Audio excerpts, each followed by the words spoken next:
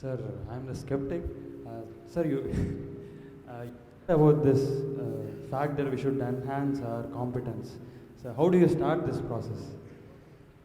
IIT is a beginning.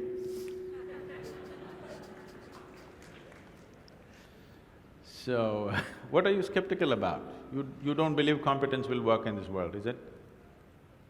Corruption is also a certain kind of competence, anyway. That was supposed to be a joke. Huh? That was supposed to be a joke. Okay, that's supposed to be a joke. So, now, how do I enhance my competence? See, let's say you want to run on the field, let's say you want to run a race, you want to run 100 meters. It is not running that you have to work on right now, you have to work on your legs and lungs and muscle and everything, isn't it so? So, if you want to become a great engineer, yes, definitely an institute like this is crucial on one level. But any number of people might have come here and gone, not all of them became great engineers.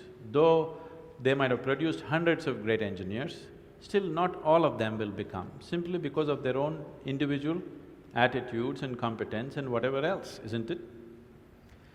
So, whatever the institute can do for you, it is doing.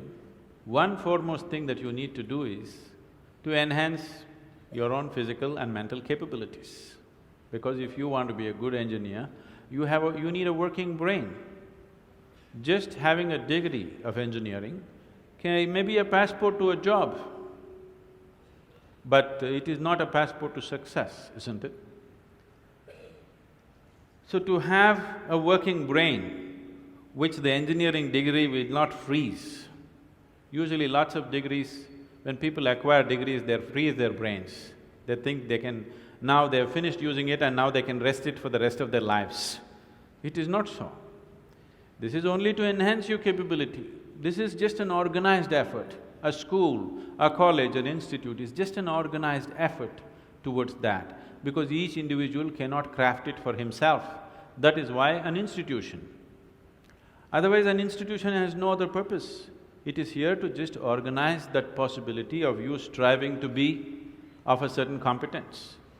But that is a mass application. But as an individual, your most important thing is you as a human being, you are functioning at the fullest level. If that has to happen, there are other dimensions which one needs to explore. Unfortunately, though these sciences and technologies for inner well-being have been the mainstay of this culture for thousands of years, today we are largely losing it for various reasons, because we want to imitate somebody else. We don't want to imitate our grandfather Topiwala anymore. We want to imitate the hat seller from another country. Because of that, we are losing those things, but we should not. We have to bring it back into our lives. This is very much a part of the way the culture itself is structured, that it is all about the human being.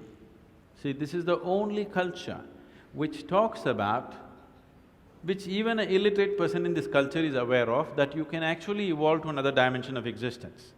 Even if I go into a village and talk to an illiterate peasant who has not read anything, who doesn't know anything, who's not heard any of this stuff, even to him if I go, he will not ask me, give me a golden horse or something, he'll say, "Enakku mukti venum Swami."